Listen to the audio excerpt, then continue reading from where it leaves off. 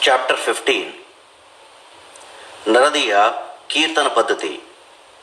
Mr. Cholkar's Sugarless Tea. Two Lizards. The readers may remember that mention was made in the 6th chapter regarding the Ram Navami festival in Shirdi. How the festival originated and how in the early years there was great difficulty in getting a good Haridas for doing Kirtan on those occasions, and how Baba permanently entrusted this function, that is Kirtan, to Das Ganu, and how he has been doing it successfully ever since. Now, in this chapter, we shall describe the manner in which Das Ganu has been doing the Kirtan. Om Sri Sai. Naradiya Kirtana Paddhati. Generally, our Haridasas, while doing the Kirtan, wear a gala and full dress. They put on a headdress, either a pita or turban, a long flowing coat with a shirt inside, and uparni, that is short dotra, on the shoulders, and the usual long dotra from the waist below. After dressing himself in this fashion for some kirtan in the Shirdi village, Das Ganu once went to Baba for prostrating before him. Baba asked him, "Well, bridegroom, where are you going dressed so beautifully like this?" "For doing a kirtan," came the reply. Then Baba said, "Why do you want all this paraphernalia coat, uparani and peta, etc.? Lay off all that before me. Why wear them on the body?" Das Ganu immediately took them off and placed them at Baba's feet. Thenceforth, Das Ganu never wore these things while doing the kirtan. He was always bare from waist upwards. A pair of chiplis was in his hand and a garland round his neck. This is not in consonance with the practice generally followed by all the Haridas, but this is the best and the purest method. The sage Narada, from whom the Kirtana Paddhati originated, wore nothing on his torso and head. He carried a veena in his hand and wandered from place to place, singing the glory of the Lord. Om Sri Sai. Mr. Cholkar's Sugarless Tea. Initially, Baba was known in Pune and Ahmednagar districts, but Nana Sahib Chandorkar, by his word of mouth, and Das Ganu, by his splendid kirtans, spread the fame of Baba in the Konkan, that is Mumbai Presidency. In fact, it was Das Ganu, may God bless him, who by his beautiful and imitable kirtans made Baba available to so many people there. The audience who come to hear the kirtans have different tastes.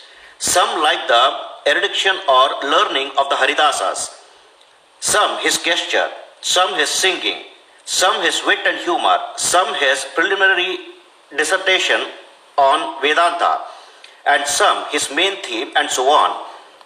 But among them, there are very few who by hearing the kirtan get faith and devotion or love for God or saints. The effect of hearing Das Ganu's kirtan on the minds of the audience was, however, electric, as it were. We give an instance here. Das Ganu was once doing his kirtan and singing the glory of Sai Baba in the Kopaneshwar temple in Thana. One, Mr. Cholkar, a poor man serving as a temporary employee in the civil court in Thana, was amongst the audience. He heard Das Ganu's kirtan most attentively and was much moved. He, there and then, mentally bowed and vowed to Baba, saying, "Baba, I am a poor man, unable to support my family. If, by your grace, I pass the departmental examination and get a permanent post, I shall go to Shirdi, fall at your feet and distribute sugar candy in your name." As luck would have it, Mr. Cholkar did pass the examination and get the permanent post, and now it remained for him to fulfill his vow. The sooner the better. Mr. Cholkar was a poor man with a large family to support, and he could not afford to pay for the expense of a Shirdi trip. As is well said, one can easily cross over Nane Ghat in Thana district or even the Sahyadri range, but it is very difficult for a poor man to cross Umbar Ghat, that is the threshold of his house. As Mr. Cholkar was anxious to fulfill his vow as early as possible, he resolved to cut down his expenses and save money. He determined not to use sugar in his diet and began to take his tea without it. After he was able to save some money in this way, he came to Shirdi, took Baba's darshan, fell at his feet, offered a coconut, distributed it with a clean conscience along with sugar candy. As per his vow, and said to Baba that he was much pleased with his darshan and that his desires were fulfilled.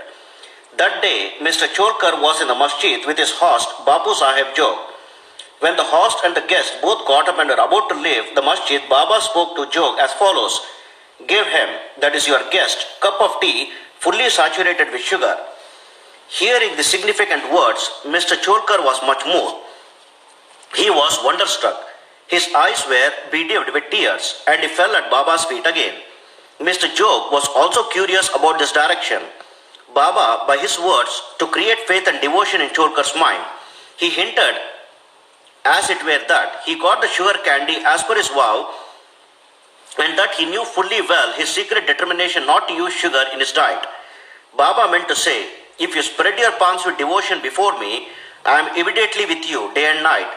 Though I am here physically, still I know what you do beyond the seven seas. Go wherever you wish, over the wide world. I am with you.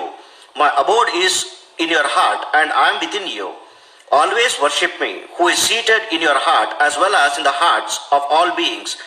Blessed and fortunate indeed is he who knows me thus." What a beautiful and important lesson Baba had thus imparted to Mr. Cholkar. Om Sri Sai. Two lizards. Now we close this chapter with the story of two little lizards. Once Baba was sitting in the masjid. A devotee sat in front of him. When a lizard ticked. Out of curiosity, the devotee asked Baba whether this ticking of the lizard signified anything good or was it a bad omen. Baba said that the lizard was overjoyed as her sister from Aurangabad was coming to see her. The devotee sat silent, not making out the meaning of Baba's words. Immediately, a gentleman from Aurangabad came on horseback to see Baba. He wanted to proceed further, but his horse would not go as it was hungry and wanted grams. He took out a bag of grams from his shoulders to bring grams and dashed it on the ground to remove dirt. A lizard came out therefrom, and in the presence of all climbed up the wall. Baba asked the questionnaire devotee to mark her well. She at once went strutting to her sister. Both sisters met each other after a long time, kissed and embraced each other, whirled round and danced with love. Where is Shirdi and where is Aurangabad for the lizard?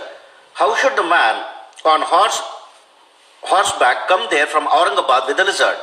And how should Baba make the prophecy of the meeting of the two sisters? All this is really very wonderful and proves the omniscience, that is, the all-knowing nature of Baba. Postscript. He who respectfully reads this chapter or studies it daily will get all his miseries removed by the grace of the Sadguru Sai Baba. Bow to Sri Sai. Peace be to all.